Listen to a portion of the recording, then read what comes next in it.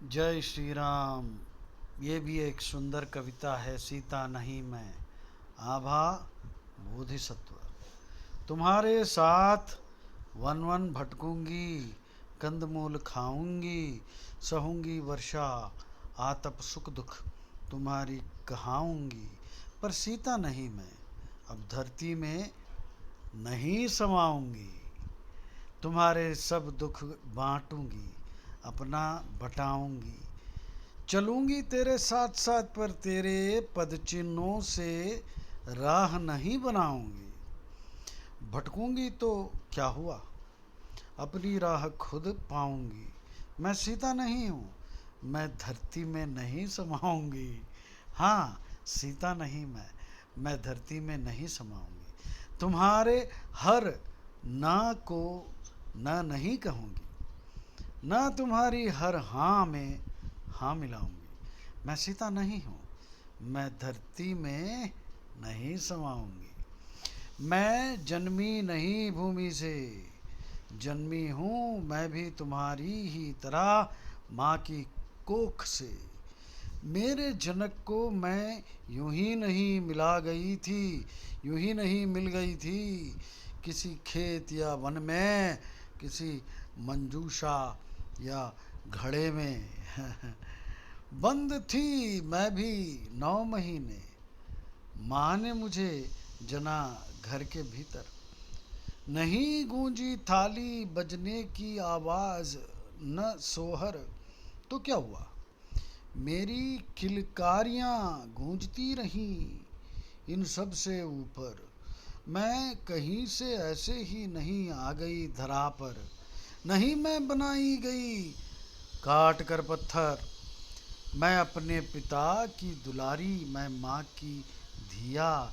जितना नहीं झुलसी थी मैं अग्नि परीक्षा की आँच से, उससे ज़्यादा राख जली हुई हूँ मैं मेरी अग्नि परीक्षा की तुम्हारी इच्छा से।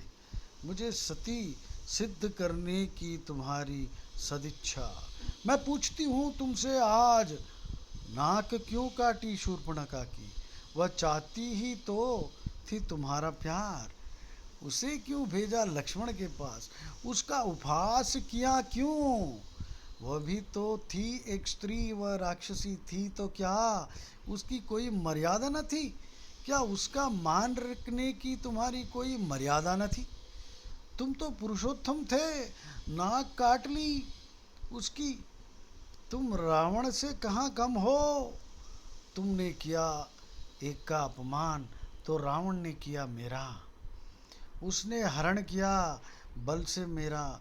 मैं नहीं गई थी लंका हंसते खिलखिलाते, बल्कि मैं गई थी रोते बिलबिलाते, अपने राघव को पुकारते चिल्लाते, राह में अपने सब गहने गिराते।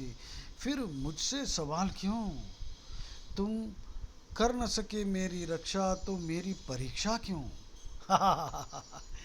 बांटे मैंने तुम्हारे सब सारे दुख सुख, पर बांटा तुमने नहीं मेरा एक दुख। मेरा दुख तो तुम जान सकते थे, पेड़ पौधों से पशु पंछियों से। अरे तुम तो अंतर्यामी थे, मन की बात समझते थे। फिर क्यों नहीं सुनी मेरी पुकार, मुझे धकेला धुतकारा पूरी मर्यादा से। मुझे घर से बाहर किया पूरी मर्यादा से। यदि जाति वन में रोते रोते तो तुम कैसे मर्यादा पुरुषोत्तम होते। मेरे कितने प्रश्नों का तुम क्या दोगे उत्तर, पर हुआ सो हुआ, चुप रही यही सोचकर। सुनो, अब सीता नहीं मैं, सिर्फ तुम्हारी दिखाई दुनिया नहीं है मेरे आगे। अपना सुख दुख मैं अकेले उठाऊंगी, याद करूंगी हर पल हर दिन तुम्हें, पर धरती में नहीं समाऊंगी। सीता नहीं मैं आंसू नहीं बहाऊंगी। सीता नहीं मैं, धरती में मुंह नहीं छिपाऊंगी, धरती में नहीं समाऊंगी। वाह वाह वाह वाह। हाँ, राम का युग खत्म हो गया। राम ने कुछ ऐसा भयंकर स्टैंडर्ड बना दिया, रेजिंग द बार कहते हैं। Caesar's wife should be above suspicion, मतलब कि आपका बर्ताव ऐसा होना चाहिए, ये स्टैंडर्ड राम ने बनाया था कि पॉलिटिकल लीडर, कोई भी लीडर का बर्ताव ऐसा होना चाहिए कि इस शंका का गुंजाइश भी नहीं होना चाहिए। Caesar's wife should be above suspicion. 842 AD में जूलियस सीजर जो है रोम का डिक्टेटर था, उसने शादी किया, और जिससे शादी किया कहा जाता है कि कोई एक फेस्टिवल में उसकी सुंदरता देखने के लिए कोई आशिक आ गया और पकड़ा गया। तो बात फैल गई कि सीजर की बीवी मतलब रानी, उसका कोई आशिक है। हालांकि उसका कोई आशिक नहीं था, पर यह बात ऐसी फैल गई। अब सीजर ने क्या किया, राम के जैसा, उसने बोला Caesar's wife should be above suspicion, उसको डाइवर्स दे दिया। मतलब कि अब इसके ऊपर बहुत विस्तार से बोलने की ज़रूरत नहीं है। आपका बर्ताव, उसका बैड लक था, वो बेचारी वहाँ फंसी, तो ठीक है। मतलब आज के हमारे पॉलिटिकल लीडर्स देखो, अब मैं कुछ बोलूँगा तो केस कर देगा। पार्लियामेंट देखो, असेंबली में देखो, कैसे कैसे लोग बैठे हैं, उनको कैसे कैसे गाली, कम पड़ जाएंगे गाली, ऐसे लोग बैठे हैं। एक 5% के सिवा बाकी सब तो वैसे ही हैं।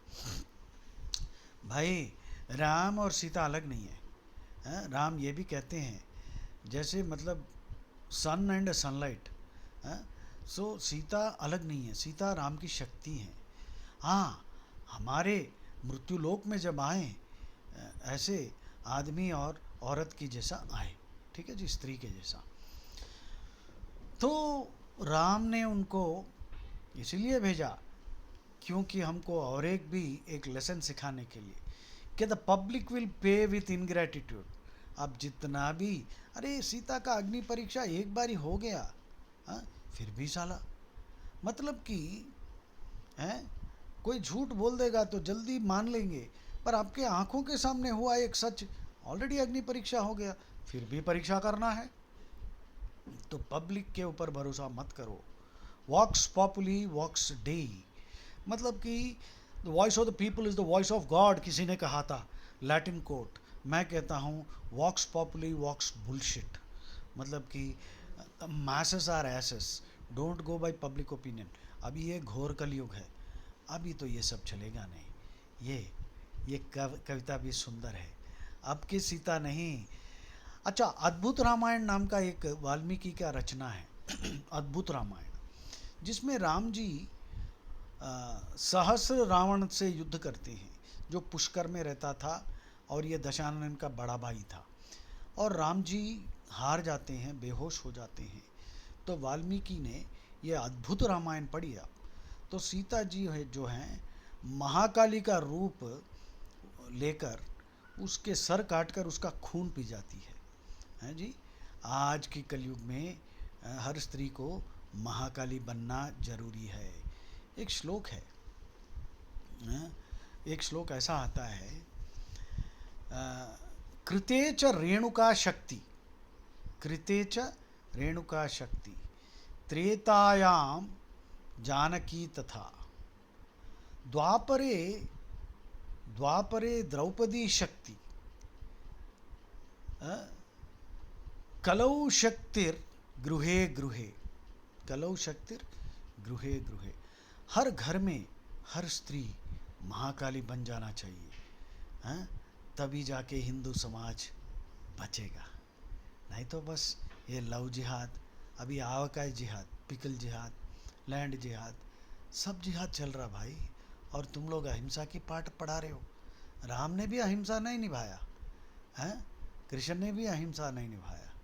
अब आप सोच लो हनुमान चालीसा पढ़ो, और हर सीता को महाकाली बनना चाहिए। ये कविता ज़रूर सुनना और सब लोगों को पास ऑन करना। जय श्री राम।